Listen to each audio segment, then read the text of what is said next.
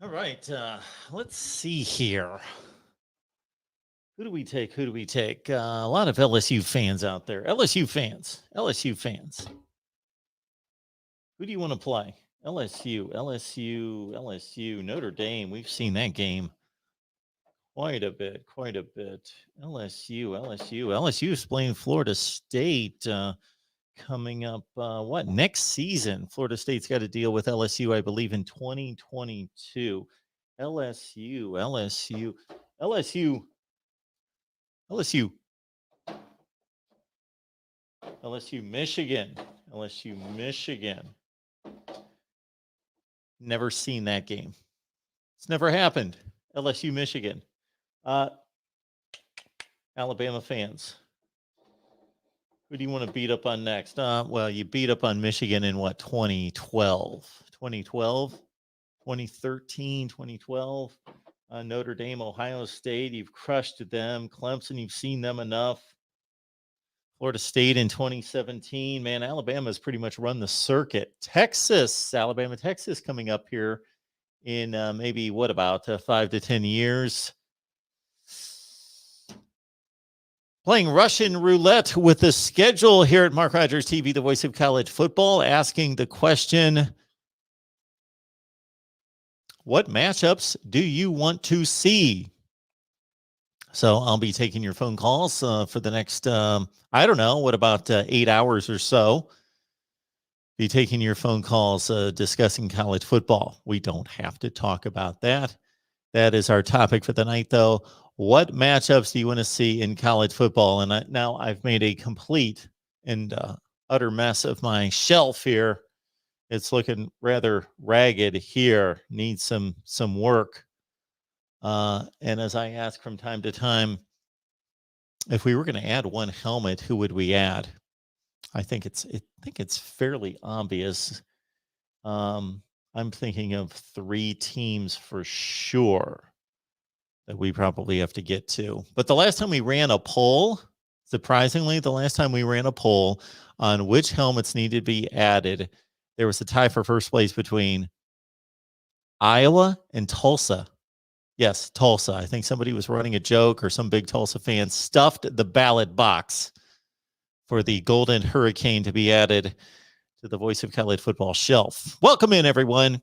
And again, I'll be taking your calls, 860-325-3687. Let's get the number on the line, 860-325-3687.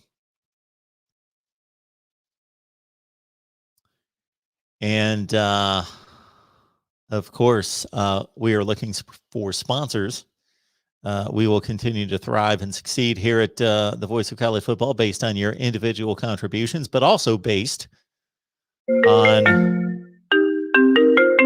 our ability to get some sponsors. So if you've got direct contact to a sponsor, we ask that you would contact me at MarkRogersTV at Gmail. MarkRogersTV, the voice of college football. Who's on the line? Davey Thomas 8, buddy. There he is. Hey, Tom, what's going on tonight? I just got to tell you, over the last 2 days, I've been watching 1994, 1995, 1996, and I can't remember. Nebraska played Michigan State to go against Michigan State with Nick Saban. Okay, so you're talking about on YouTube. You're talking about on YouTube. You've been watching these games. Okay. Nebraska, I can remember like a 51-10 game against Nick Saban, I believe, 51-10. Yeah. But I was over in the Persian Gulf or in the Adriatic Sea then, so I didn't get to watch those games. So I've been trying to researching it. So then to see that name as the head coach, for Michigan State, I was just like, oh my God, really? You don't remember Nick Saban at Michigan State? I couldn't. with my brain stroke, I can't remember all that stuff from way back then. But that's okay. I was just curious. So you don't. Yeah, Nick Saban at Michigan State. Yeah, getting his butt kicked. So now he's down there at Alabama, and somewhere else he was there between Michigan State and Alabama. He went to LSU. But now, okay. But no, I was watching that, and I just kept thinking, man, I need to talk to Mark about this, because I don't think many of us remember seeing those videos from way back then. So, all right, my friend. Thanks for talking. Appreciate it, Tom. Anytime you want to call. All right, buddy. Later. Have a good one. Press 1 to All start right. the call, or the call will start at the beep. Yeah, I often think I should spend my off season watching old games on YouTube, but for as much as I would like to, got a business to run and a life to lead. Mark Rogers TV, the voice of college football. Who's on the line? Hey, Marcus, Nate. Hey, Nate. What's going on? Not much, man. I'm just want to tell my matchup I want to see for college football. Okay. Miami University of Ohio versus Miami, Florida. Oh, okay. Just for the name's sake. Yeah. All right. Yeah, I mean, Miami and Florida probably will actually be Miami, Ohio, but I mean, just sick for that. Just for the sake of it, I just want to see what would end up. Well, Nate, you're going to start our list here. We're going to make a list. We've got to vote for Miami of Florida taking on Miami of Ohio. I am guessing that that's not going to be in the lead very long, but it's an interesting selection by you. I like it, Nate. It's showing some creativity. I love it. Yeah. I mean, is it okay to do one more? Of course. Throw them out there. Sure. Let's see. Nebraska versus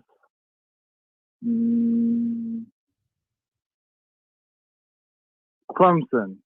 Nebraska, Clemson. Nebraska and Clemson played in a bowl game about 15 years ago. No, I'm not saying that you can't list that as a game you'd like to see. I'm just thinking back, and I can't come up with exactly. I think it was a Gator Bowl game. It was about 15 years ago. It's about 2005, something in that range, 7, somewhere along there. I'm sure somebody's going to look that up in the chat. But you want to see your Huskers take on Clemson. That could be a little ugly. Yeah. Okay.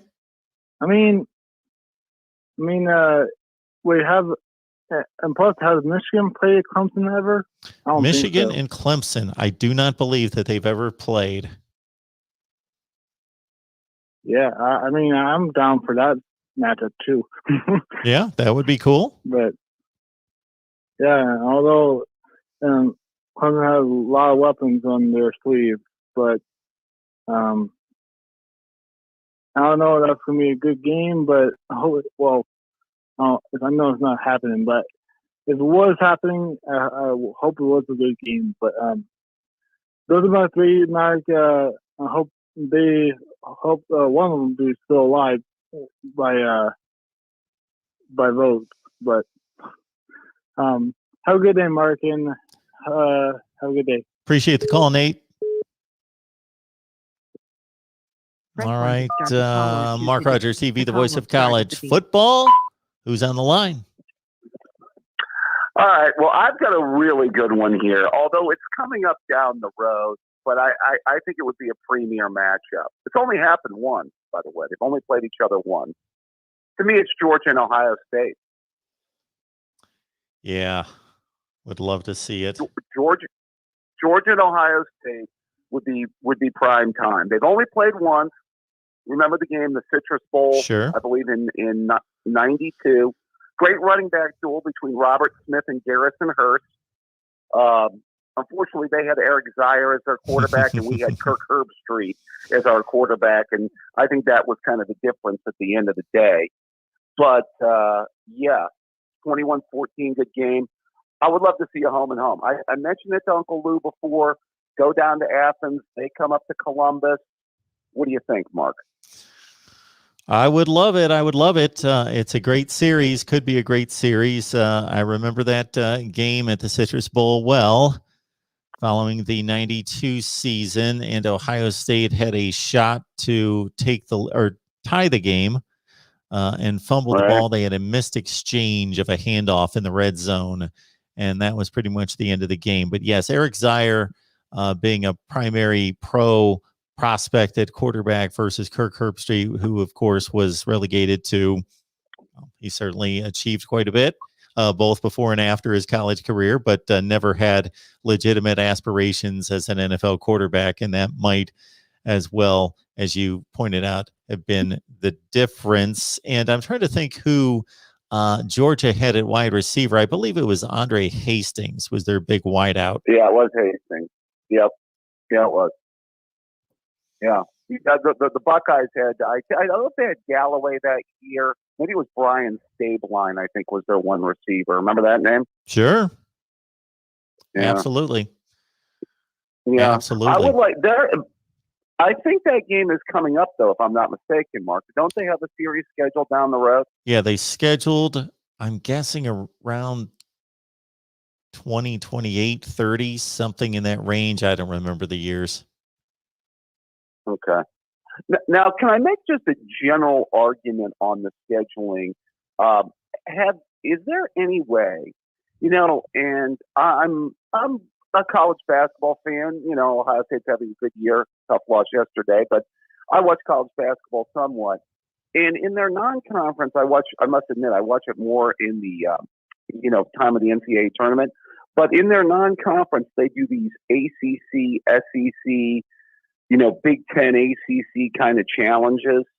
I wonder if that's something that would be, could be considered in college football. What do you think? I've heard that proposed before. I think it would be a marketing extravaganza if, let's say, the SEC and the Big Ten were playing one particular weekend, and there would be no reason not to set those two conferences up, any two conferences up that have, especially the conferences that have the same number of teams, and just match them off based on last year's standings and have them play. Now that flies in the face of my scheduling system, but it would be much better than what we have right now. I think it would be fascinating. I think it would gain a lot of discussion and debate to match up a conference, two conferences like that. Now, unfortunately, we've got 5 in the Power 5, so we can't match them all up because of the uneven number. Right. Well, I would like to see home and homes done. And I've talked about, there's been some folks that have said that the SEC hasn't always traveled, but they have a little bit in the past. Remember, Wisconsin did go up, or LSU did play Wisconsin, I believe, was that at Lambeau Field? Yes. A few years ago? Okay. That was good. And I think that if you did like a home and home and create these home and home series, I think it's really good for college football. As I've said to you in the past, when Ohio State played Texas and USC during the Tressel years, although I know we lost 3 out of 4, we probably should have won 3 out of 4. I thought those were great games. I thought the back-to-back with Oklahoma was great. I'm all for big-time matchups. So, I think that any way we can get them. I'll throw out another one. I would love to see like an Oklahoma versus an LSU or a Florida again. I know, that we didn't really get a good matchup with Oklahoma and Florida in the bowl game, but something like that could be fun too. Yeah, two national championship game rematches from the BCS era there with Oklahoma LSU and Oklahoma Florida. Right. And those are the only two matchups. I can't remember Oklahoma playing LSU at any other time. And as you mentioned, they just matched up against the Gators this past postseason, but that was a debacle. Well, Oklahoma blew out, or LSU blew out Oklahoma in the semis. So well, hey. Yes, I'm forgetting the recent pass, 63-28. Sure. That wasn't good. That was actually a very forgettable game for Oklahoma fans. But, you know, they caught LSU in a year where you didn't want to catch LSU. But I'm just saying in normal years, if you get LSU in Oklahoma on a neutral field, that could be a good, or, you know, like a home and home, that would be an interesting matchup. Yeah, that's a good one. Absolutely. So, yeah, I think that home and homes going forward, I just don't like these, like when they put a you know, quote unquote neutral sites like at Jerry World or somewhere else like that. You're not necessarily a fan of that either. You want the home and home too, right, Mark? I would like the home and home. Anything to get two good teams on the same field, so I'm not that upset about them playing in neutral sites, but it is college football, and you're basically taking two games in the span of 2 years off campus, to which by and large, the students and the fans that are in the surrounding area cannot go see the game. Right. Well, too bad, you know, even when we get these games scheduled, Mark, we're going to have to wait 20 years down the road or whatever for them to be played, right? Yeah, unless they implement my system, and then we can schedule year to year. There's plenty of time. Plenty of time in the off season. Yet another way Mark Rogers is solving the problems of college football. Yes. It might be more useful if I was more effective at solving the problems of life, but we'll stay with college football for right now.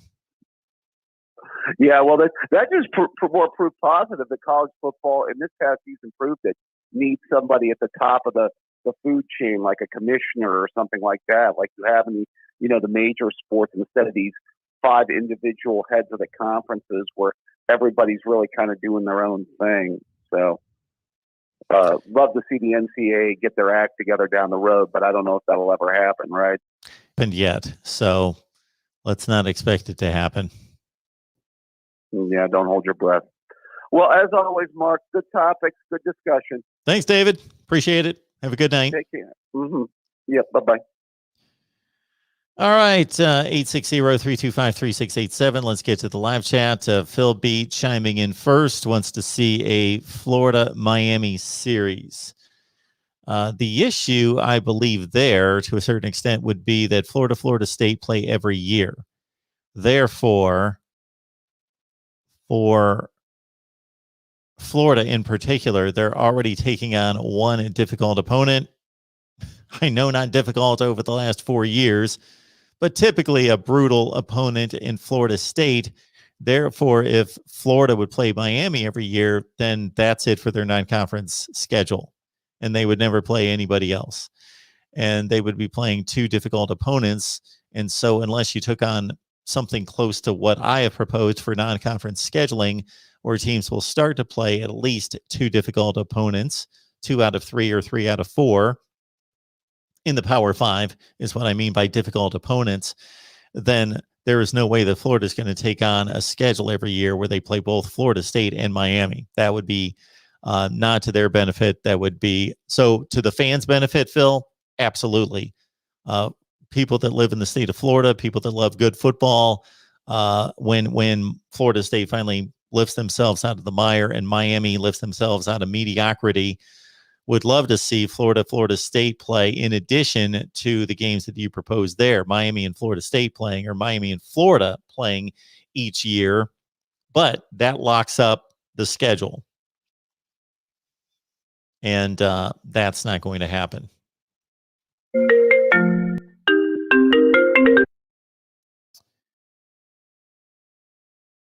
To start the call or to All right, take another call here at the Voice of College Football. Who's on the line? Hey, Marcus, Dominic, how you doing? Hey, Dominic, doing well. What's going on? Nothing much, really. Now, this would be an interesting matchup that I would want to see. The Clemson Tigers versus the Georgia Bulldogs. Okay. Well, if you can be patient, Dominic, for about 7 to 8 months, let's say actually less than 7 months, you are going to be able to watch that game. Absolutely. They are playing this year. Yep. Yeah. Yeah, I looked at the schedule, but yeah, I mean it should be an interesting game. I mean, those two are rival teams, aren't they? Clemson and Georgia, yes, they've got a long series. Absolutely, you've hit that on the head. That they've had a long-standing rivalry, and even though they don't play all the time, the campuses are within, I think, 2 to 2.5 hours of each other, something in that range. And they have in the past played many consecutive years against each other. Yep. Yeah, definitely. I mean, honestly, I think Georgia could possibly win that game. I know they didn't do well last season, but I think they could have a possibility of winning that game. Georgia didn't do well last season. Well, depending on your expectations or your standards, they were, let's say, the 7th ranked team in the country.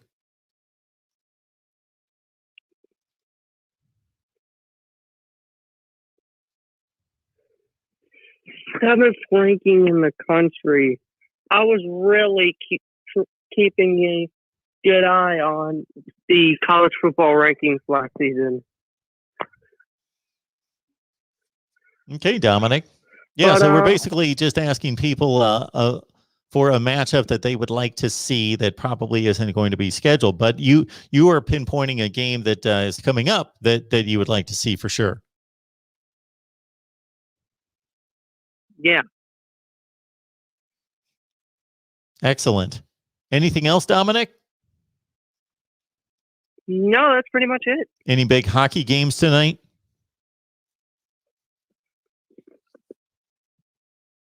Hockey?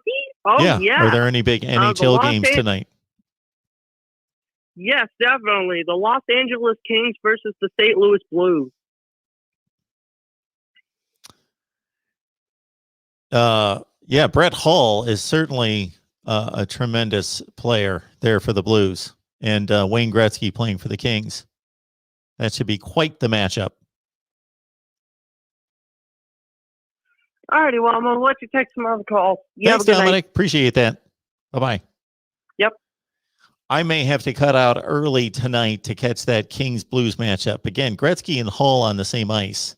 That is must-see. No question about that. All right. We're hearing from Mike 3883 and the Rod Farva and Phil and Matthew. Good to see everybody here. Nate, of course, we heard from him. Dominic, good to see you. Just chilling. Big helmet shuffle off the top. And duly noted there, Mike 3883. I understand. I start these live streams and boom, I just go right into it for those folks that are watching.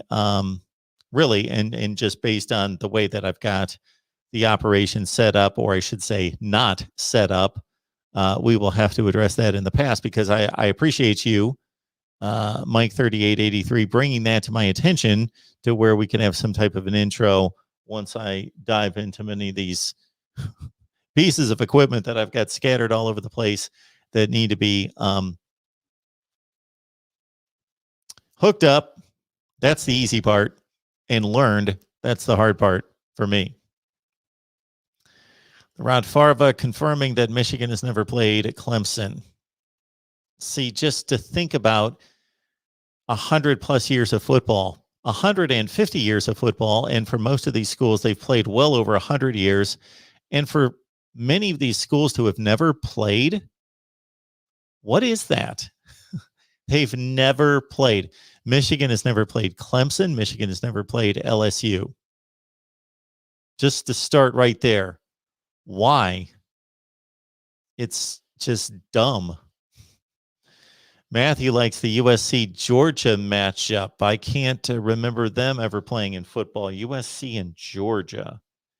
Yeah, I like that one.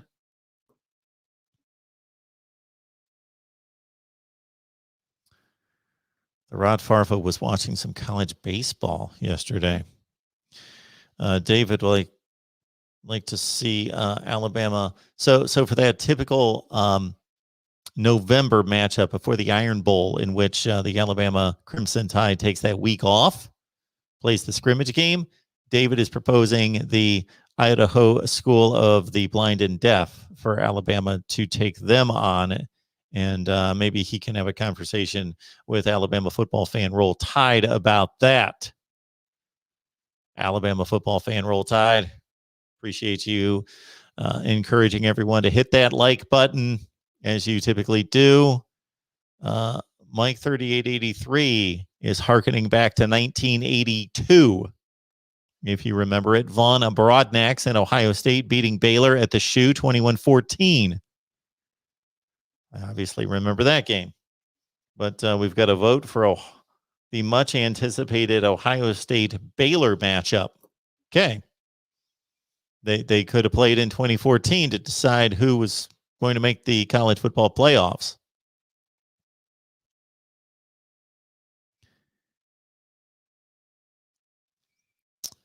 Oklahoma, Nebraska get on the field this year. The Rod Farva, 2007, we were cheated out of a matchup between USC and Georgia in the Rose Bowl. Stupid Rose Bowl committee picked Illinois instead. Yes, why could we not have had Illinois take on Hawaii and USC and Georgia? Instead, USC obliterated Illinois by 32 points, and Georgia, ironically, obliterated Hawaii by 32 points, which gave us two awful football games instead of probably none. Mike would like to see Miami take on Michigan and Notre Dame, Wisconsin. Well, we do have a Notre Dame, Wisconsin game coming up this year. We were supposed to see those two teams play at Lambeau Field in 2020. I believe they're playing at Soldier Field this fall, and we've got Miami, Michigan, which takes us back to the Jimmy Johnson era, in which Miami, in, I believe it was not Bo Schembechler's last year, it was his second to last year in Ann Arbor. Miami was down, and at the time it seemed like a monumental feat. They were down 30-14 with, I would say, about 6 minutes left in the game, and look it up on YouTube. They scored they won 31-30. I believe it was a 30-14 game. So they scored 2 touchdowns and kicked a field goal to win 31-30 at the Big House. So that was in 88. And that's the Miami team that lost to Notre Dame in South Bend. And that cost them the national championship. Miami, Michigan, and Notre Dame, Wisconsin, which, again, we've got 2 votes for games that are coming up this fall. So we don't need to really wish for those. We hopefully, unless we really have a rough time this summer going into next football season, we'll be able to watch those games.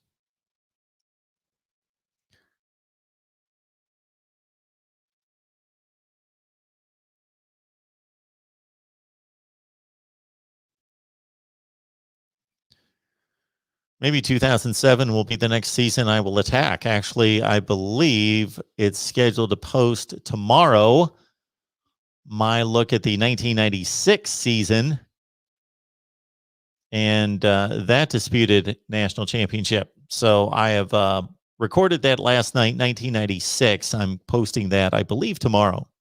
So check that one out. And maybe we'll go for 2007 next. Texas, Wisconsin. It's an interesting one. Oh, Texas, Oregon. Sorry, Texas, Oregon Texas and Oregon, well, they played in, I believe, Mac Brown's last game at Texas. Texas, Oregon played a close game. I think it was a close game at the Alamo Bowl in Mac Brown's last game at Texas.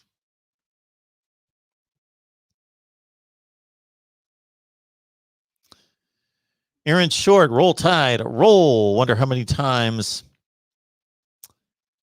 many more haters we get when Nate becomes the Saban of Bambi Ball.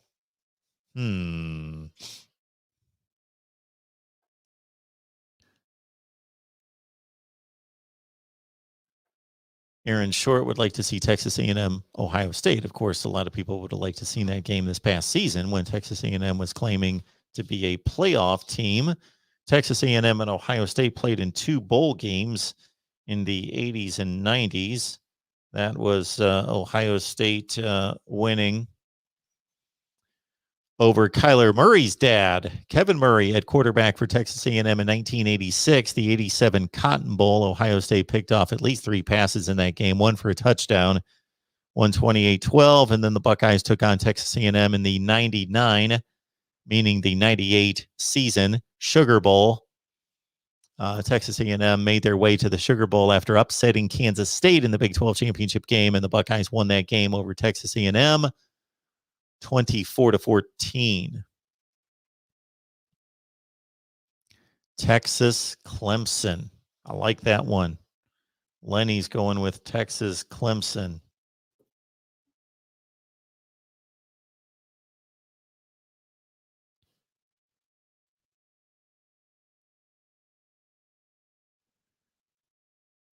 I'm losing track of the chat here, but we've got Lenny serving up BYU and Notre Dame. I want some Mormons versus Catholic shirts. Oh, yeah.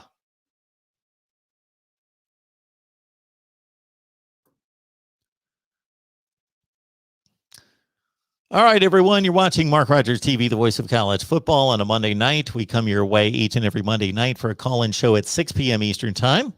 Hope you enjoyed our conversation with Pigskin Pete on college football coast to coast today at noon Eastern Time.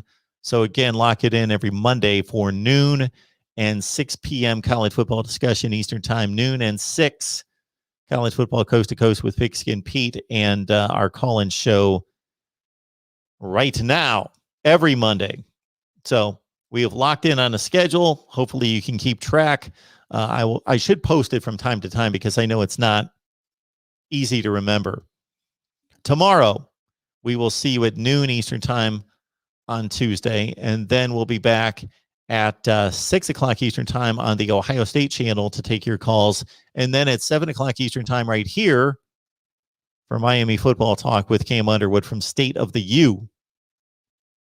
Speaking of which, Ronan on cue.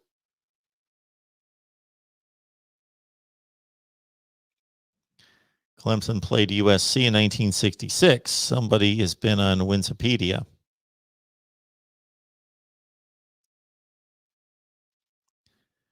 Matthew would like to see that much anticipated Idaho-Tennessee game. David, Appalachian State and North Dakota State.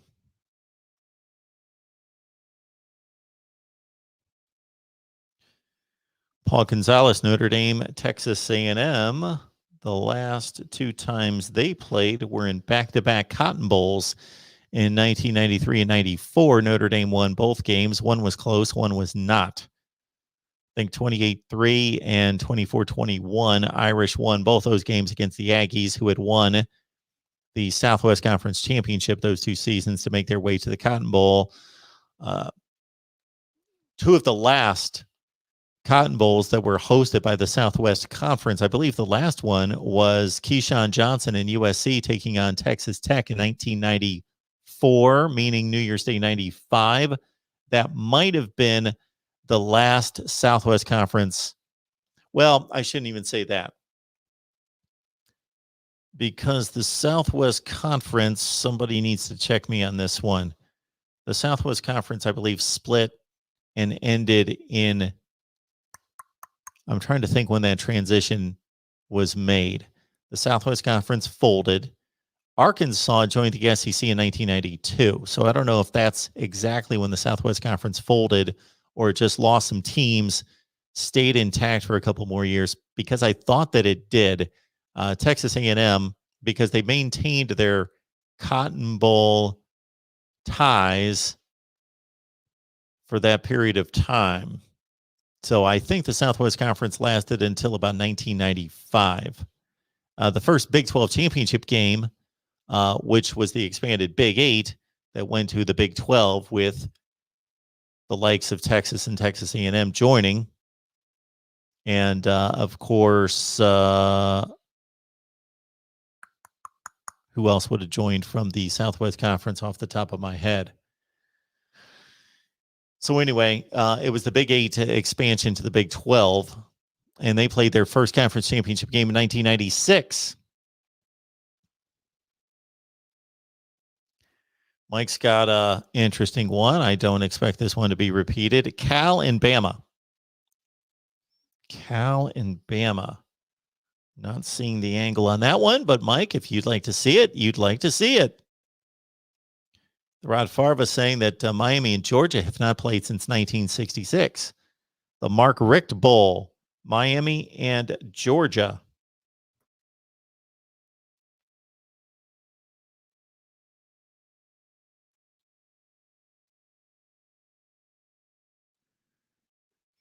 Yes, so we've touched on this a number of times, Phil, where Florida has not scheduled or played a non-conference game outside the state of Florida since 1991. So to be more accurate, they have played non-conference games outside the state of Florida. They have not played a road game. They've played neutral site games. They've not played a road game outside the state of Florida since 1991 when they went to Syracuse and lost to the Orange Men. They were the Orange Men at the time. I don't know if I'm going to be canceled for saying Orange Men, but that was their name at the time, the Orange Men, the Syracuse Orange Men. Ronan believes that the Big Three in Florida should play each other every single year. I don't care how tough the schedule is. They want to claim they own the state, play each other, and stop ducking. So again, Miami and Florida State get to play within the conference. That's the issue. I'm going to defend Florida on this one. I'm not saying that they're ducking or not ducking Miami. I have no idea. But I know that it would be unreasonable for Florida to schedule Florida State and Miami every year, because the other two would get to play that as a conference game, and Florida plays in the toughest conference in America, and then they would have to schedule two difficult games, what used to be difficult games, against Miami and Florida State, and that would be brutal. And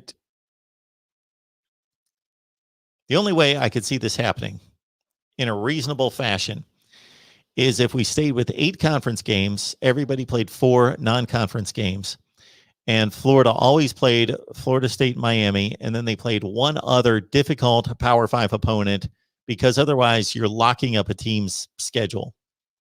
I don't want to see anybody have to play certain teams and their schedule looks the same every year. Florida's schedule would be the same schedule every year.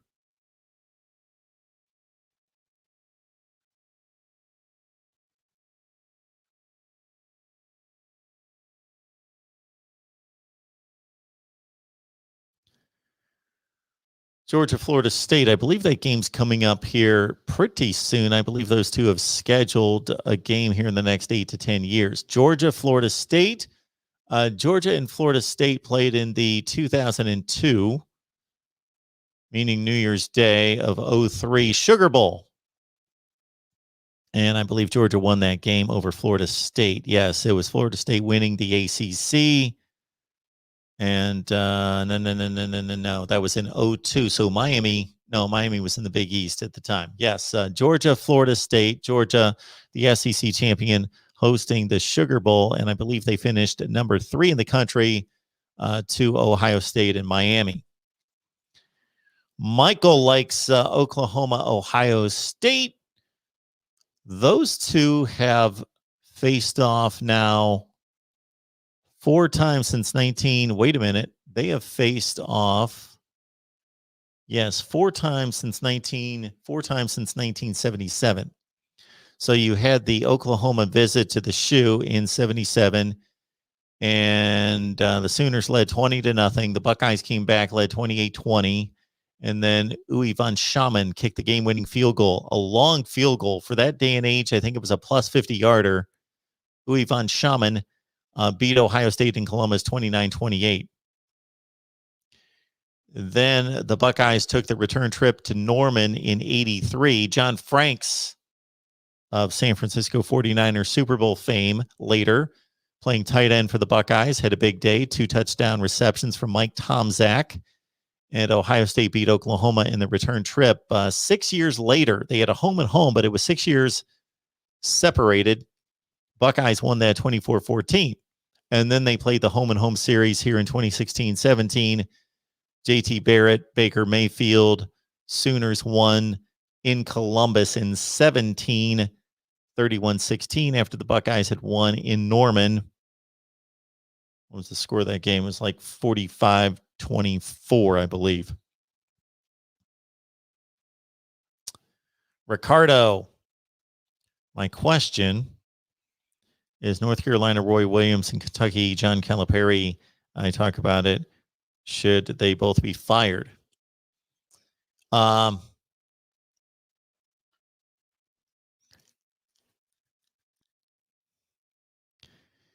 Yeah, Roy Williams, I think it's about time for him to get out of the business. He doesn't know what he's doing. I've seen probably some of the worst basketball that I've ever seen out of the Heels this year. It's been atrocious.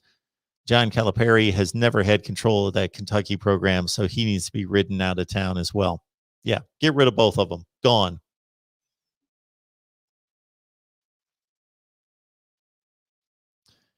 Got a vote out of Dalton for Miami USC.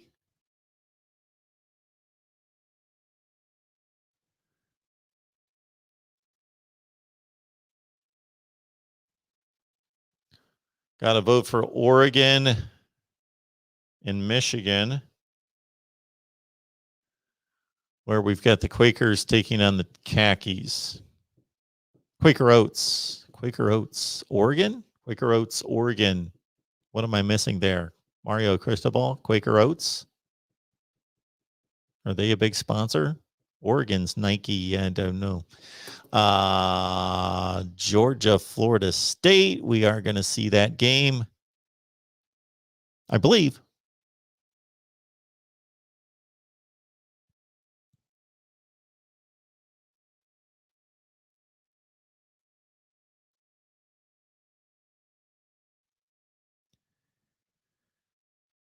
Michigan and Georgia have not played since 1965. Michigan and Georgia played in 1965. Pre-Bo Schembechler and Vince Dooley. Clemson, Florida. I don't remember them ever playing. I don't think that they've played since the late 70s. That's when I would remember just about every game played in college football since then.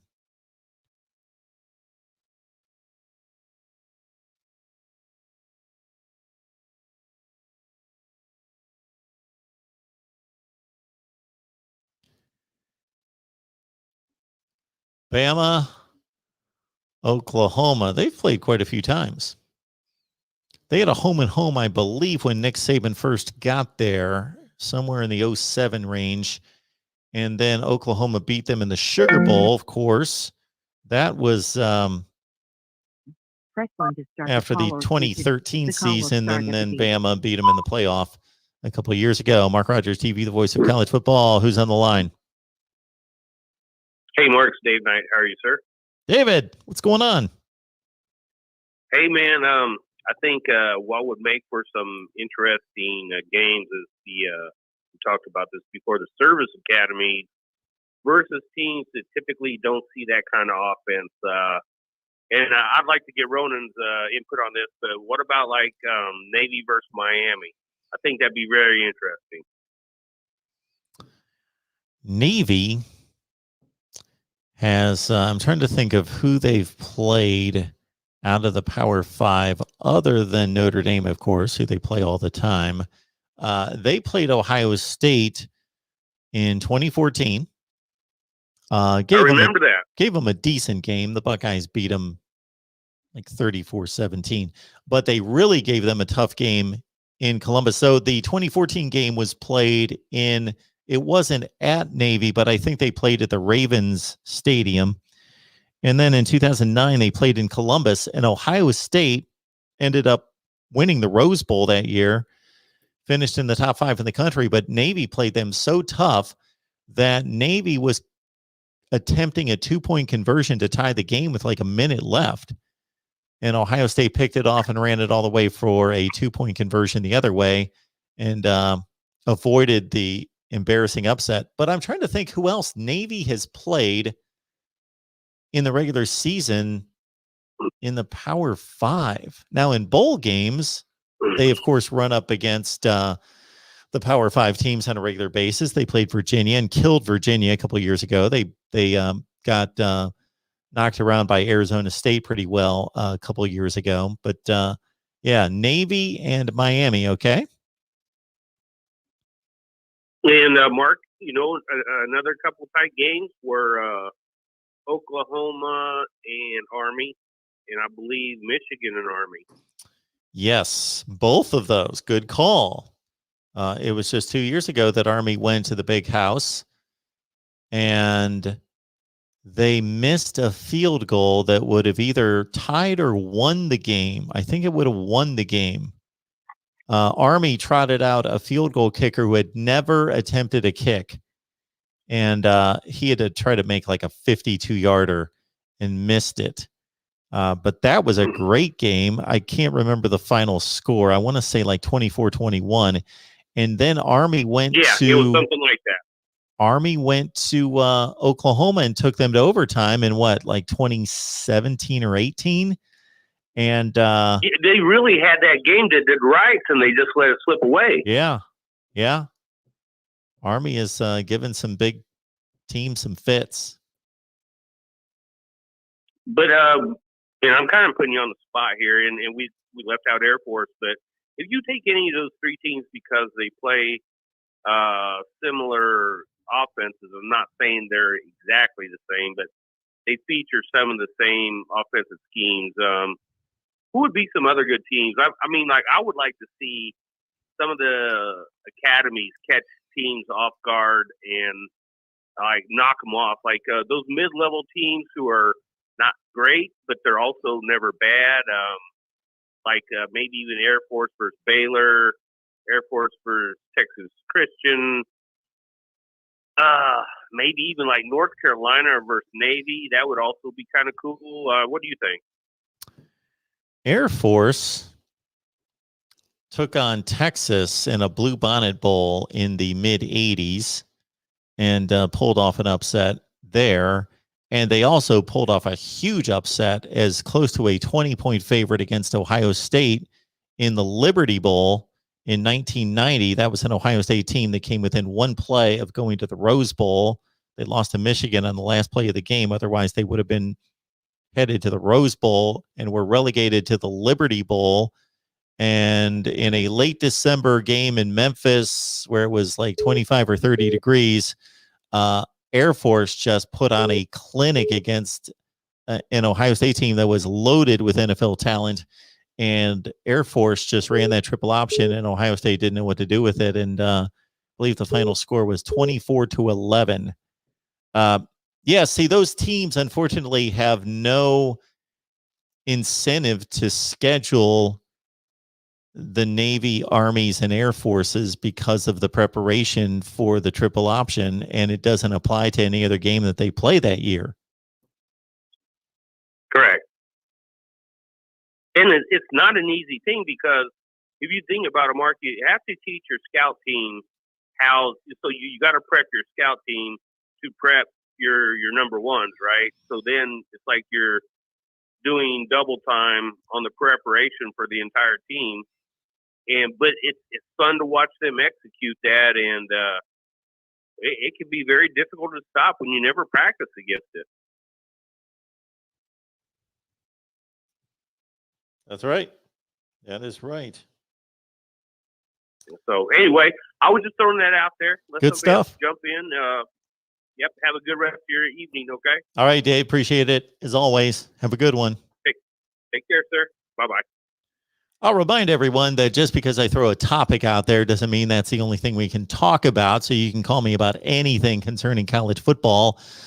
I recorded not one, but 2 Michigan segments this afternoon. So they'll be posted soon, as well as Arkansas. And again, I reviewed a disputed national championship in 1996 and what that would have looked like during the BCS era, what that would have looked like during the college football playoff era, and what my decision would have been in 1996. And I enjoy doing those. I don't know that a lot of people get into those, but so I might be producing more of those just for my own pleasure. So maybe 2007 would be next, or the disputed Penn State, Nebraska 1994, or the Nebraska, Michigan 1997. I could pick out any year, and I think every year is disputed to some degree. Penn State and Washington. Penn State and Washington, Mike, they played in the Fiesta Bowl just a few years ago with Saquon Barkley and Trace McSorley, Jake Browning and company for Washington. Penn State won that game 35-28.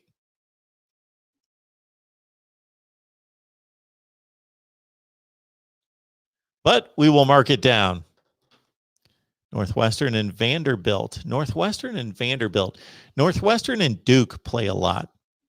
Check out that series. They've played 5 or 6 times in the last 6 or 7 years. Duke and Vanderbilt. No. Duke and Vanderbilt have played as well. But I was speaking of Northwestern and Duke. Now, Northwestern and Vanderbilt,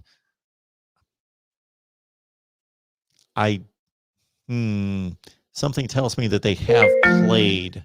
I think I remember them playing. Fine. Okay, Press one let's to start get to the our call next or call choose here. it. The call will start at the beep. You have called the voice of college football. Who's on the line? Hi, Mark. This is Anthony. How are you? Hey, I'm good, Anthony. What's going on tonight? As a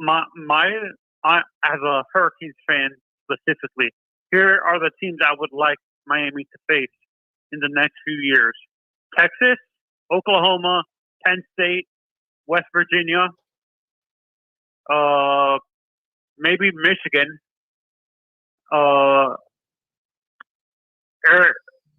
USC again, Oregon, Stanford. Wow. Okay. I am going to ask you about, since it's pretty understandable why you may want to see USC and Oregon, Texas, Michigan, Penn State. I'm going to ask you about Stanford. Why Stanford? Because the past, ever since like we started playing football, the general college football fan compared us. They called us the Stanford of the South. Okay. That's and I would like to see Army or Navy against Miami. Okay. That would be a cool thing. I like that. Do you think? Has Miami ever played any of the service academies in their history when it came to football? Like during the 80s or 90s, did they play Army, Navy, Air Force? I can't recall Miami ever playing Army, Navy, or Air Force. I'm going to guess that they have at some point in their history played one of those three. Maybe at least. in a bowl game or But, something like that. Maybe in a bowl no, game. I would remember a bowl game. They haven't played any of those teams in a bowl game. I can guarantee that. But somebody can look that up. Maybe I'll give it a gander here. Miami, Navy, Air Force, or Army. I'm going to guess that they played somebody out of those three at some point, but I don't have that at the top of my head. But in terms of bowl games, I remember In bowl Georgia. games. Actually, I would say Georgia. I would replace the academies. Yeah. I would replace the service academies with Georgia, because Georgia fans have been, the past few years, Georgia fans have been talking crap about Hurricanes fans, saying we've been irrelevant for the past 20 years and stuff like that. And the last time they won a championship was in '83 or something like that, in the early '80s, right? Was it '83? What year 80, did they win? 1980. Yeah, 1980. That's the last time they won a 1980. national championship. Let's clarify. National championship. They've won championships since then. No, that's what I'm saying. National championship. They won an SEC championship. They've won a SEC championship. That's one reason I would want to play against Georgia, because all their fans are saying we've been irrelevant for the past 20 years when they haven't won a national championship since the early 80s and stuff like that. So, and the reason why I'm saying, West Virginia and Penn State, because we had rivalries with them when they played in the Big East. Wait, did Penn State ever play in the Big East with Miami and West Virginia? No. So you're thinking of even prior to the Big East, when Miami was an independent. All those teams were independents, and they played almost every year. Or they played often. Some of them played every year, like Penn State and West Virginia would play every year. You're right. So, Anthony, if you take it before the Big East was formed, which I believe was 1991 or 2, somewhere in that range for football. 94? Was it 94? Yeah, I think it was. Okay. They had Big East basketball and baseball in 91. I think they didn't start playing football till like 93 or 94. Yeah, but I'm not sure. Yeah, so before that, you had a ton of independents, like South Carolina, Miami, West Virginia, Syracuse, Maryland, Penn State, Pitt, Boston College, and they would play each other a lot. Mm-hmm. Wasn't Florida State an independent with Miami at the same time too, around that time, or were they already in the ACC? I'm sorry, Florida State? Yeah, was Florida State already in the ACC when Miami was independent, or were they still an independent at the same time? I believe the year for Florida State joining the ACC was 1992. So they were independent in the 80s when we were in the late 80s, when we were dominating. Yes. We weren't dominating, but when we were winning back-to-back national championships and stuff like that. Yes. With my yeah. And the Oklahoma thing, it would be kind of cool to play them now, but I don't think we can match with their talent just yet. But I want a rematch of was that 87, the 87 national champion, or the 88 national championship with Oklahoma? You beat them in 1987, correct? The 87 season to win the national championship at the Orange Bowl. Yes. Yeah, so it would be a cool rematch. Once we catch up to them in talent, we have the talent, but we didn't have the coaching until recently and stuff. Until now, with the coaches we've been hiring, so we need to be able to be equal in equal in offensive firepower, and our defense is a little bit better than Oklahoma and stuff like that. Do you think Oklahoma eventually? Why is it that the Big 12 struggles with producing top end defensive talent when it comes to the NFL draft? Is it because they're not really a defensive league in general, or is it because the schools really don't know how to recruit the defensive side of the ball in general when it comes to the Big 12. Because I noticed with the ACC, the Big 10, and the SEC, and even the Pac-12, they know how to recruit defensive talent, but the Big 12 struggles with that. Why is that? Well, it's a great question, and I think most of it, not the entire answer, but most of it goes back to the recruiting footprint for those teams, meaning if you tracked back which schools recruit and sign players from which areas versus which players the NFL, which areas in the country produce the most NFL defensive players, then the Big 12's in a bad situation outside of the state of Texas, that the other states don't produce hardly any NFL defensive players, excluding the state of Texas. Also consider this, Anthony. I ran this through my brain during one of our conversations with you or somebody else here in the last few weeks, and I was counting up the number of states that each conference covers, and the Big 12 has less territory than the other conferences, meaning their footprint is smaller than the other conferences. They're either in the South, the West. They're either from Texas to Florida or Texas to California. That's a fairly small footprint, right? Basically. Well, I'm meaning that the Big 12 is basically Texas, which is an enormous talent-laden state, of course.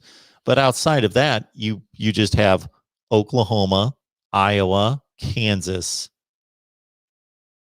That's pretty much it. And they're right? not known for producing.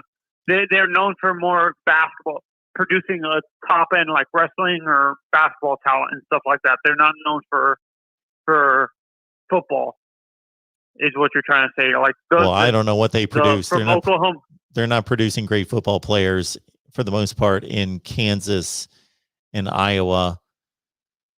And that's pretty much it. Oklahoma and Texas. And then I know some people are saying West Virginia, but my point about West Virginia is so detached from the rest of the conference that, think about this, Anthony.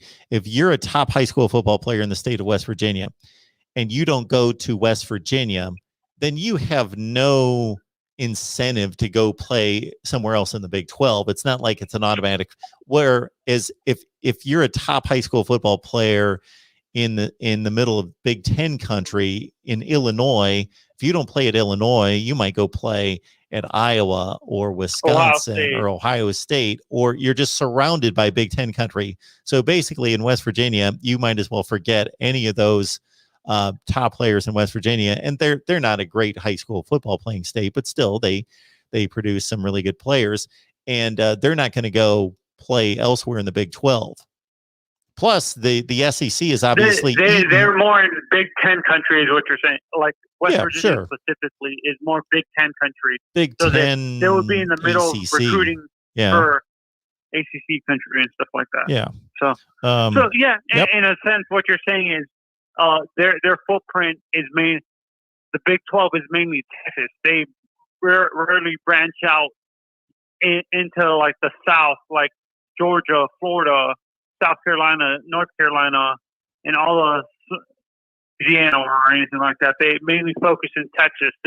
They were, except for Oklahoma and Texas, they actually get talent from Florida, Georgia, Louisiana, California, and stuff like that, or Ohio and stuff, because they have a big enough. They're a well-known program, like a more well-established program, not well-known. They're more established when it comes to tradition, is what you're saying. When it comes to tradition, right?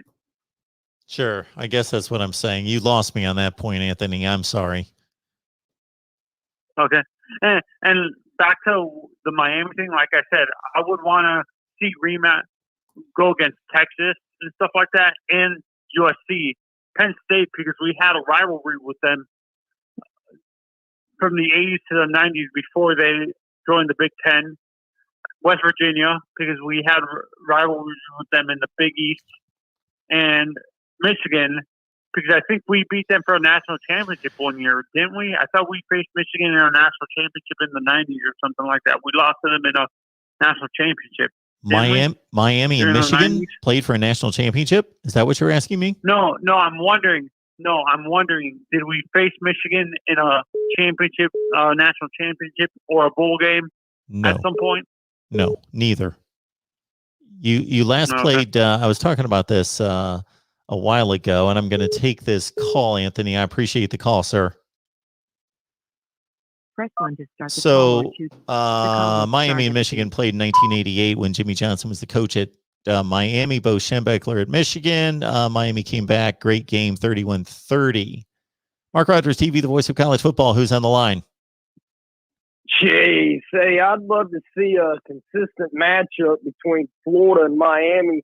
They used to have it all the time in the 80s. I mean, you look back to 1983, the only team that beat Miami that year was Florida. Yep. You look at all and you look at all of that rivalry throughout the 80s, I think is one of the best rivalries in the 80s for what it was worth. I mean, it seemed like and Miami would go to a championship game, play Florida, and maybe take a loss here and there. I'd love to see that matchup come back.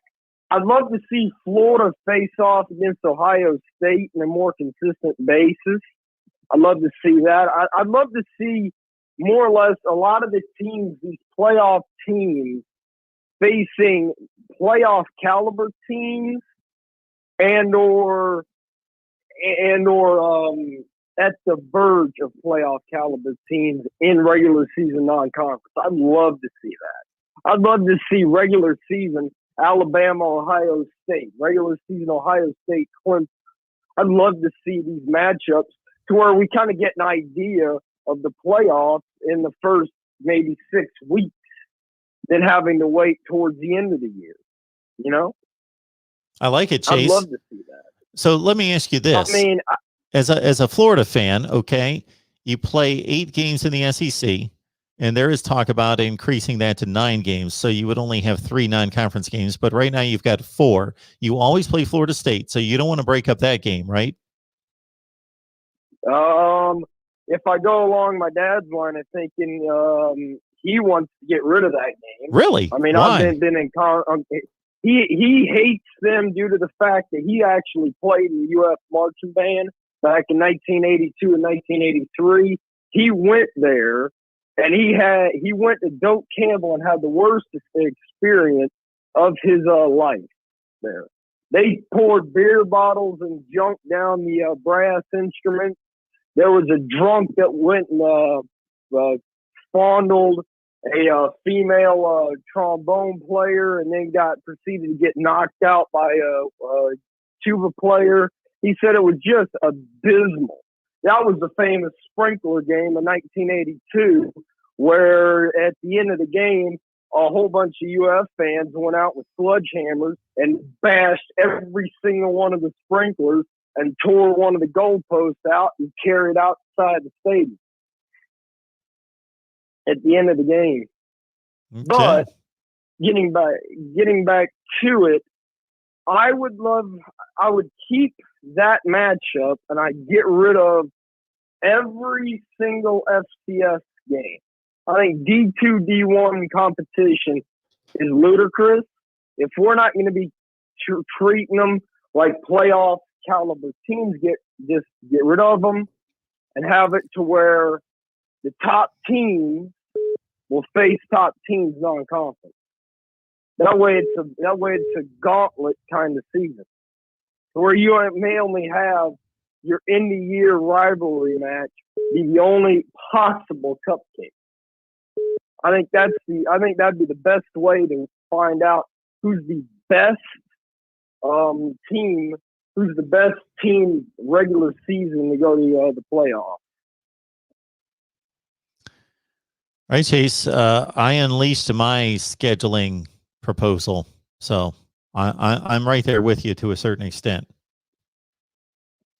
And another thing that I kind of want to hit on, I think the way the playoffs are set up, they have ruined college football. Because if you look at it and these top recruits, where are they going every year? The same 5 or 6 schools that make it to the playoffs. That's where 16, I think, would save college football. It's almost getting uncontrollable. Almost. So you want 16 teams in the playoffs. Mm-hmm. How are you going to select those teams? Teams. I'm not arguing with you because I would love to see 16 teams in the playoffs. I built an 8-team system, but how would we select the 16? NCAA can figure that out the best possible way for the NCAA. I'd get it out of this Magic 13's hands. I mean, that's for sure. I mean, these Magic 13 have more control over college football than the NCAA. You want the NCAA to select who makes the playoffs? Chase, really?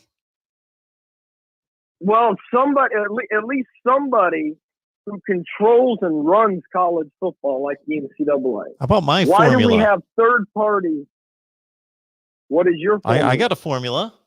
You missed our live show the other night. We unveiled our formula. We had a great 2.5 or 3 hours. So this is it right here, Chase.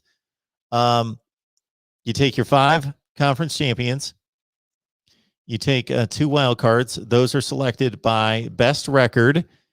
And see, we would get a handle on the scheduling. I've explained the whole scheduling system that would make all these other metrics and results credible. So the best record would be credible because everybody would be playing the same type of schedule. So I'm going to give you one stat, Chase, before I continue.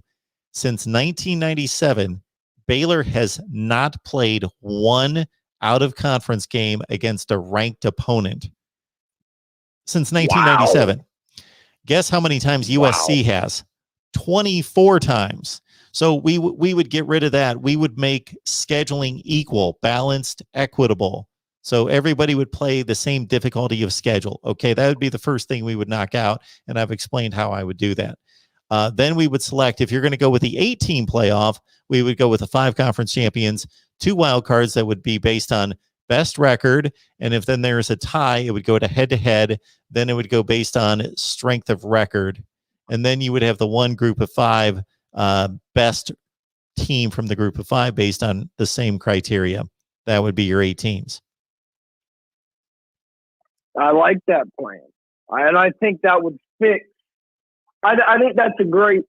I think the way you have it selected is great, and then we'll keep that same way of selection for 16.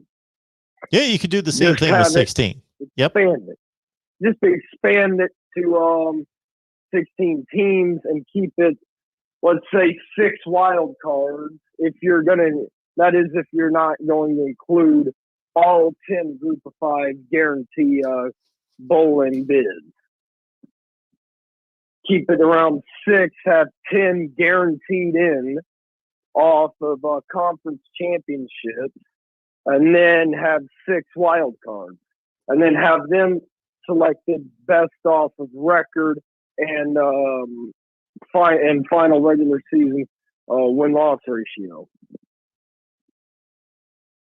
I think that's the way to fix and save, so to speak, college football. Because the way it's going, the traditions of underdog stories are dead and gone. Like, you remember the old Boise State back 10, 15 years ago, how they would have this great team and be an underdog story. Those are dead and gone in today's college football. You know, without even watching, realistically, you know who's going to be in the playoffs before week 1. The way college football is now. Before week 1, you know who's going to be in the playoffs. And that is ridiculous.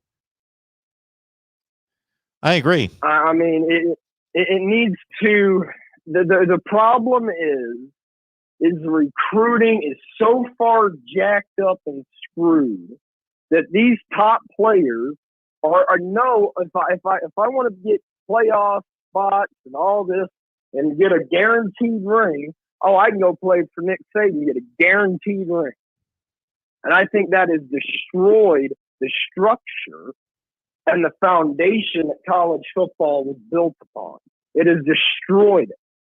It's uprooted it and replaced it with whatever social media teams are big and whatever the playoffs release, which is now 4 to 5 teams every year.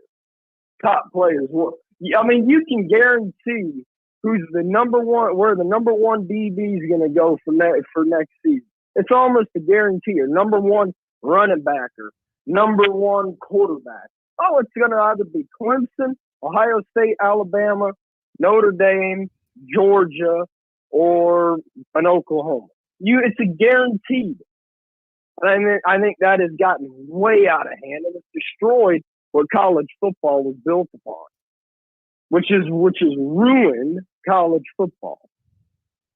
I mean, at least pre-playoff, you had the occasional upset for Alabama, like a Florida State, or any of these other teams, to where it wasn't the same 5, 6 teams You're right. every year. And if we keep going in the direction that we're going and don't do some serious change, the diehard fans will pull out because they won't. Because the thing that made college football great is an underdog. You know, you have this occasional underdog. You know, it's great to see the powerhouses win, but it's also great to see a Boise State come up, knock off Alabama. It's a great seeing that. And the way we're going, we're not going to be having any underdog stories ever again. At the rate we're going, we'll never have another one ever again. And the way the transfer portal is, it's the best hope that these underdogs have, that maybe they can snag one of these players to be an impact player day one. I mean, it's like the transfer portal was put in strictly because the NCAA knew how out of hand and screwed college football has got. I mean, it was like they put it in just to maybe give these other teams a sliver of hope. Whenever in reality, that sliver of hope is nothing. Because it's the same 5 or 6 teams every single year. And it's destroyed college football. It's absolutely destroyed the roots and foundations of college football. And at the rate we're going, in 20 years, college football ain't going to be around anymore. Because if there's something that you don't do is piss away your diehard fans, and at the rate we're going, and with no underdog stories, and it being the same 5, 6 teams, they'll be finding a new sport to watch here pretty soon. Chase, I did some math while you were talking about that. So since the college football playoff started, 2014, so we've had 7 of these college football playoffs. You know how many teams have made the national championship game? How many? 5. Alabama, Clemson, brutal. Ohio State, LSU, Oregon. And of course, Oregon and LSU only did it once. So basically 3 teams keep making the national championship game. The 7 years before that, not 5 teams made the national championship game. 12 teams made the national championship game. And that ought to be a dead giveaway. How the playoffs have defeated their original purpose. Their original purpose was to bring revamped and revitalized college football. Then you look at it now. 3 teams at a consistent basis make the college football national championship. You wonder why Alabama's had these such stacked teams? It's because these recruits know if I want a guaranteed ring, I just go to Alabama. I don't go there for a good degree or anything like that. I just go there for draft stock and a guaranteed ring on my finger. Or if I don't get one in the NFL, I can say I got one in college or 2 in college. Hey, Chase, let me take these other calls, okay? I appreciate the call. Call or two to decline. You have a good Press one. to start the call or two to decline. The call will start at the beep. And Chase, I'm sorry if I hung up on you before I could say goodbye there. Mark Rogers TV, the voice of college football. Who's on the line? All right, good. It worked the second time. There he is. What's going on, Reasonable Gump? Hey, man. Thought I'd call in and give in my 2 cents here. What matchups do we want to see? I have split my list into 2. I've got matchups that are I just kind of want to see them happen right now. Okay. And then I've got a couple of older rivalries I would like to see made more consistent or brought back in some cases. So I'll just go and get those out of the way. I would like to see a little bit more of Arkansas and Texas. They had a pretty good rivalry going on back in the day. They're I know playing we're going this to get year. to see them this year, but Yeah, I know we're going to get to see them this year. But I would like it if that became a little bit more regular thing. I would certainly like to see Texas and Texas A&M brought back. I don't quite remember who made all the bad blood between those 2 programs, but I know they're unwilling to kind of schedule each other. I would like them to kind of, clear that up. That was a pretty decent Thanksgiving Day tradition for a long time. So, and they kind of robbed us of it. Yeah, I'd like to see both those games. Yep. A lot of people have already said it. I would like to see Florida and Miami be a little more consistent. In fact, that brings a question I want to ask you. So if Florida has on its schedule 2 Power 5 out-of-conference games every single year, Florida State and Miami, let's pretend that they bring them both back and that 3-way rivalry is played every year. Does that then absolve Florida from basically never having to schedule any other out-of-conference Power 5 if they already have 2 every single year?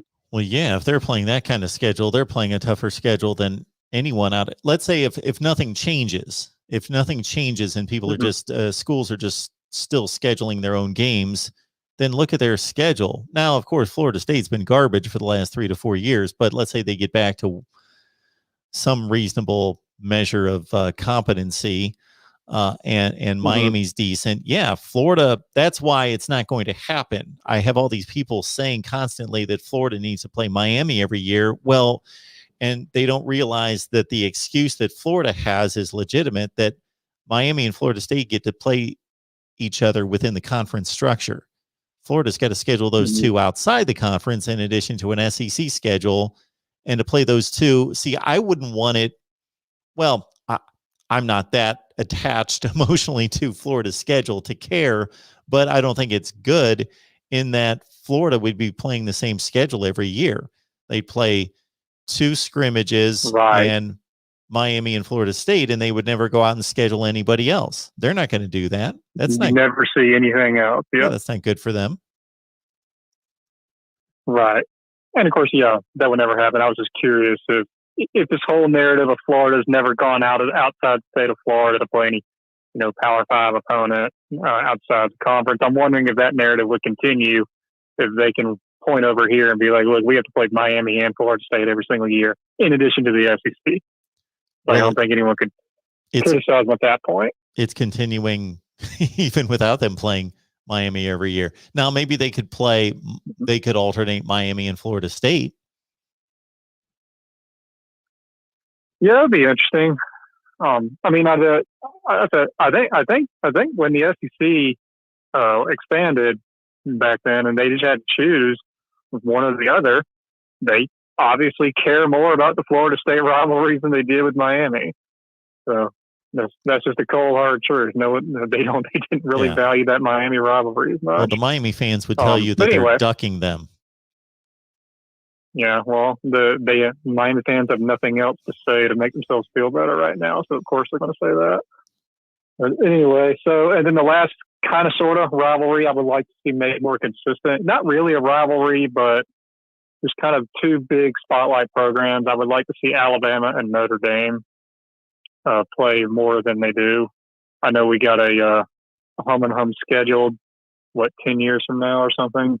That's not good enough. I'd like to see it play a little bit more. in Alabama, by the way, one of three teams in the power, well, not Power Five, but one of three teams that that actually matters that have a winning record over Alabama. That's Notre Dame is one of them. Can you That name the other two? matters. What does that mean? The other ones don't matter. Why? Well, I mean, like Rice, for example, has a winning record over Alabama. Okay. They're not. Then they're not in. Are they even in the group of five? I don't even know. Yes, they're in the group of five. Yes, they're in Conference USA. So, okay, you're saying that because the game was played so long ago, or because it was only one game? I usually define a series as 5 games or more. Okay. So, for example, UCF and Alabama played one time, and UCF won that. I don't really consider that having a winning record. They played one time. I think TCU actually has like a 2-1 record over Alabama as well. Well, they did play, and those teams won the game. Yeah, I wasn't trying to get in an argument with you about this. I was just asking. Well, yeah, if you knew the other two and I'm not going to get in an argument because it just I don't necessarily have an opinion. I'm just a strong opinion about it. It's technically a series at some point, whether that's at one game or I don't know what the exact definition of a series is. But I get the point that if Rice and Alabama played in 1926 and it was only one game and Rice won, then you're not necessarily going to consider that to have been a program that has consistently or to some degree beaten Alabama. Who are the schools? It's got to be Notre Dame, and Oklahoma has a winning record against Alabama, right? They do, and the other one is very close to Oklahoma. Texas? Texas, yes. Okay. And most of those games would have been bowl games like in the 60s and 70s, correct? Right. Alabama never beat Texas until 2010. Okay. What's that, like 2-1, 3-1? No, God, I think Texas has like a 6-1. That's right. Yes, it's like 7-1-1 or 6-1-1. I have seen that. So, yeah. Yeah. I think Alabama has I want to say 3-5 on Miami and a 3-4 over on Oklahoma, something like that. But yeah, those are the main programs that we're trying to catch up to. Anyway, so games I'd like to see, just kind of one-off games. I've been wanting to see Georgia versus Ohio State for a while. We've seen Alabama, Ohio State a couple times now. Georgia keeps trying to act like that they belong in the elite group. I would like to see them play the big guy out of the Big Ten. Then we're going to get to see Georgia Clemson here next year. But I wanted them to play Ohio State for a while. I want to see how that works. I would actually like to see UCF versus Miami. I've kind of wanted to see that for a while. I think those are two comparable teams. And then these next two are kind of, I think, interesting. I guarantee you no one's going to come on here and say them. But I would like to see North Dakota State play someone like Auburn. North Dakota State and or Auburn. Indiana or North Dakota or North Carolina, something like that. So somebody better in the Power Five, because North Dakota State has played. They played Minnesota, Kansas State, a few teams like that. Right. They've gotten their toes wet. Yep. But I would like to see them play, a middling, somewhat above average program in the Power Five and see how they handle that. Because I'm curious as where they stack up. They win all these SDS national championships, but we don't really have a way to measure how a program like that would measure up in the Power Five. So I thought that was interesting. And then my last one, just because it's kind of funny, I would like to see Rutgers play Tennessee. Rutgers and Tennessee. Why Rutgers and Tennessee? Because Shiano's at Rutgers? That I won't lie, that's one reason. Okay. But one program was just about the worst program you can imagine. You told me either last year or the year before when I called in, you told me that Rutgers attempted 5 passes for 5 yards in a game. Actually, it was worse than that. That was the program. It was worse than that. They had a game against Iowa. This was, I think, just in 2019 or 18, where they attempted, I think, however many passes they attempted. It might have been 10 passes. They only completed 1 or 2, and they had negative yardage. Okay. There you go. Even making my point even more. So a program like that actually somehow seems to be getting somewhat better, finding a pulse in there again, versus Tennessee, that has just been an absolute destruction of epic proportions, and has somehow managed to make themselves even more unattractive in the last few months. 2 programs that are just going completely opposite directions. I would like to see that game. And yes, the Greg Schiano thing does kind of make it funnier. Okay. All right. I would like to come up with a list if my computer screen would wake up. I would like to come up with a list of North Dakota State games against the Power 5. I would hope somebody's posted that at some point. Yeah, that would be interesting, because I don't know off the top of my head. Anyway, I won't stay on long, so I'll let you go, see if someone else gets on here. All right, man. Appreciate the call. All right. All right. I have stopped keeping track because I filled up one sheet of paper with all sorts of game matchups here. My favorite is the Michigan fan base versus reality. That's my personal favorite thus far.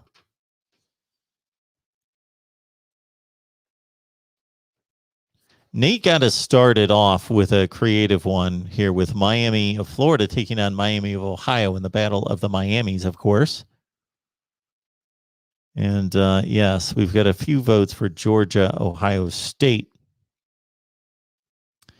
And somebody had mentioned in one of these phone calls that as a Miami fan wanting to play Georgia, but not wanting to play Oklahoma because Oklahoma was too talented, and that Miami was not ready to play Oklahoma, but they're ready to play Georgia.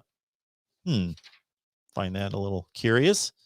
Not finding a big distinction between Georgia and Oklahoma myself. And if anything, Georgia's more talented than Oklahoma.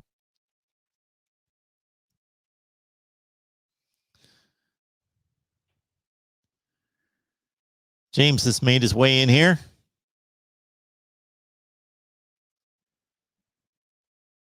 Oh, who am I jealous of? I think Mark is jealous of Dr. Love. Well, before I looked at the handle of the person that posted that, I was going to say, who's Dr. Love? Dr. Love is, of course, Dr. Love. There he is.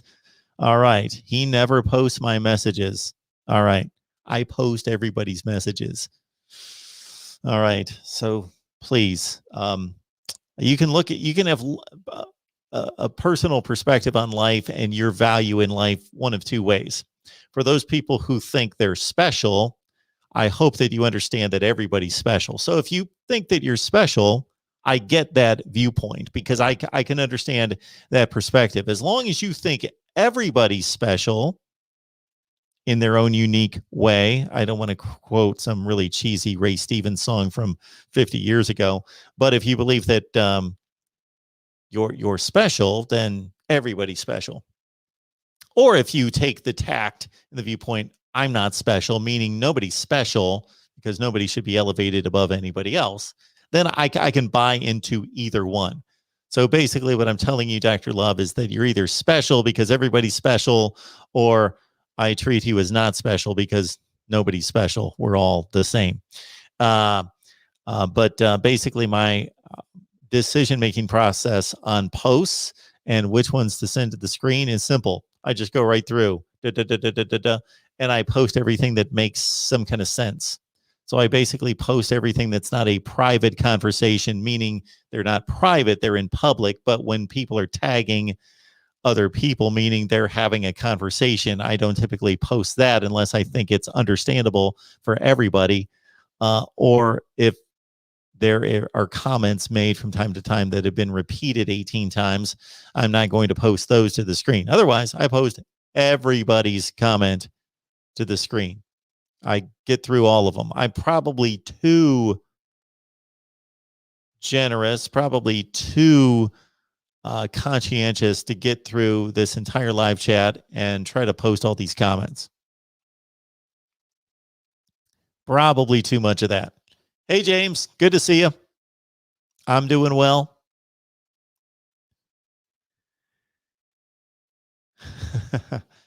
All right. I guess, Dr. Love, this is the one comment that you were looking for me to post.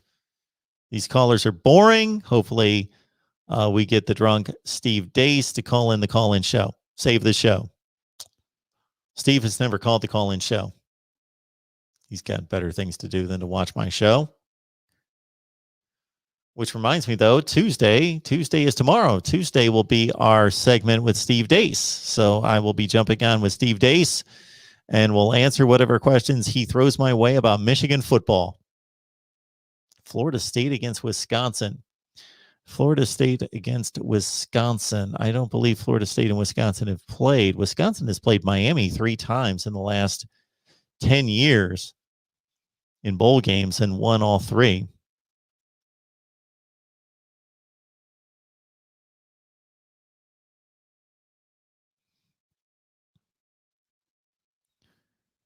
Fragrance Place wants to see Miami play more SEC teams. They've got Alabama coming up. They played LSU in 2018 and got whipped big. That game was an annihilation, 33-3 at one point. Miami. Of course, they played Florida, probably last in, well, they just played them in 2019. Game against Florida, close game.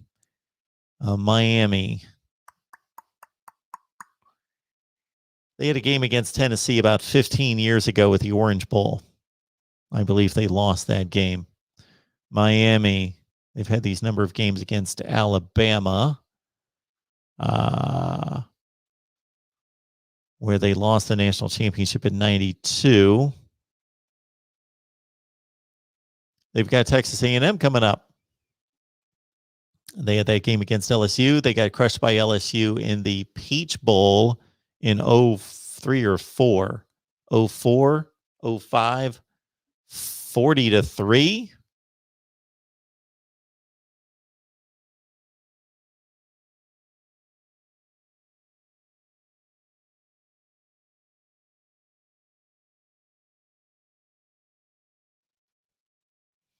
And otherwise, Miami, Arkansas, Ole Miss, Mississippi State, Vanderbilt, Missouri, any of those teams they've not played in forever.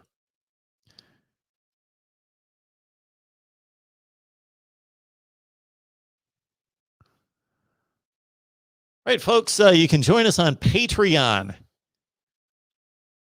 Join me on Patreon because Ronan's there. That's the reason you should all be joining us on Patreon. Exclusive live streams, watch parties during the season, college football predictions, insider look at the voice of college football. Just imagine both the ability and the honor to look past the camera lens at the voice of college football. That's what we provide there at Patreon. You get Steve Merrill just flat out on Super Bowl Sunday. You would have been a big winner with my money line prediction, my prediction against the points, and Steve Merrill, Pro Sports Info, and his prop bet, which came through big. But join us on Patreon. It is roughly about 16 cents per day if you round down. If you round up, I hate to say it, but it's going to push it to 17 cents per day.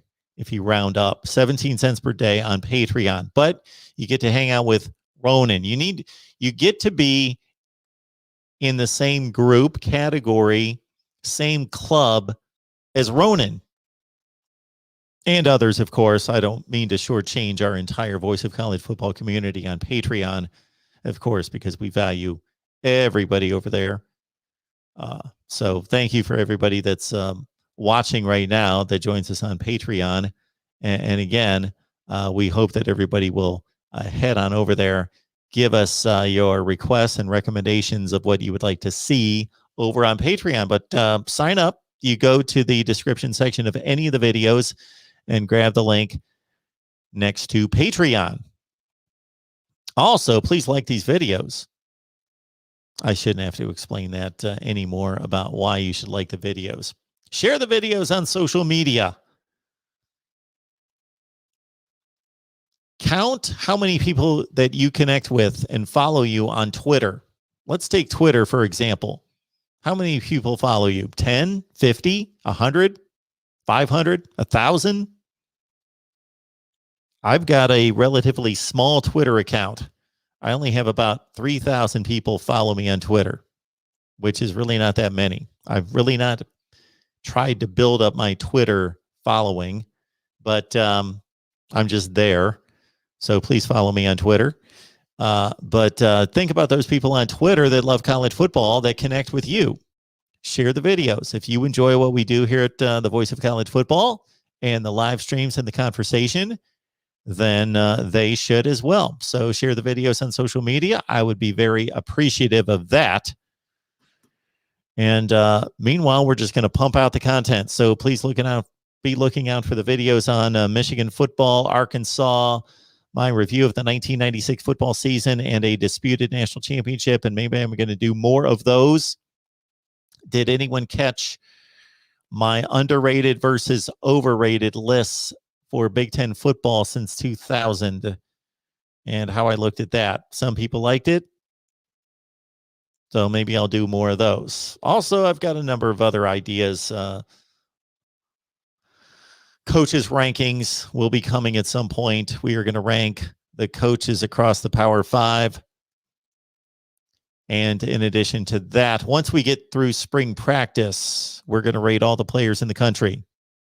Not every single player in the country. So the third string guard on the Marshall football team will not be in the rankings, but meaning I am going to rank the top 5 at every position in every conference and the top 10 players at every position nationally.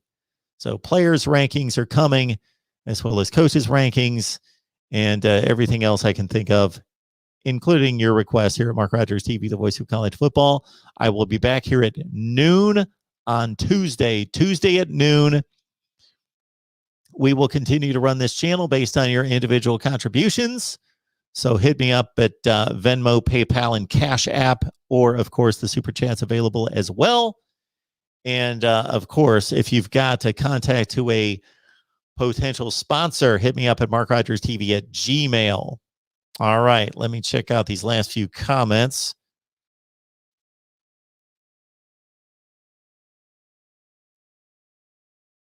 Oh, boy. Ronan says, get a room, you two. I don't think I want to see that. Thank you so much, Dr. Love. Appreciate that so much. Thank you so much for that. Cheryl's on Twitter. Roger is not on Twitter. Ronan says, stop telling people that I'm on Patreon. Nobody's going to go over there and show up.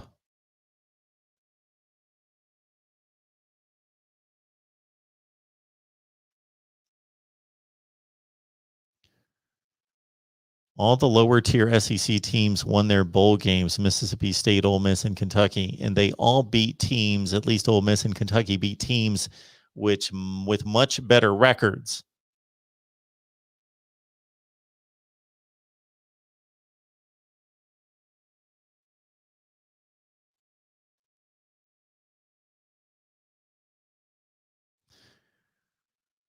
All right. Great to see everyone. I'll be back here at noon on Tuesday. And then I've got the Michigan podcast segment with Steve Dace tomorrow, 6 o'clock on the Ohio State channel, and 7 o'clock back here with Cam Underwood from State of the U to talk Miami live.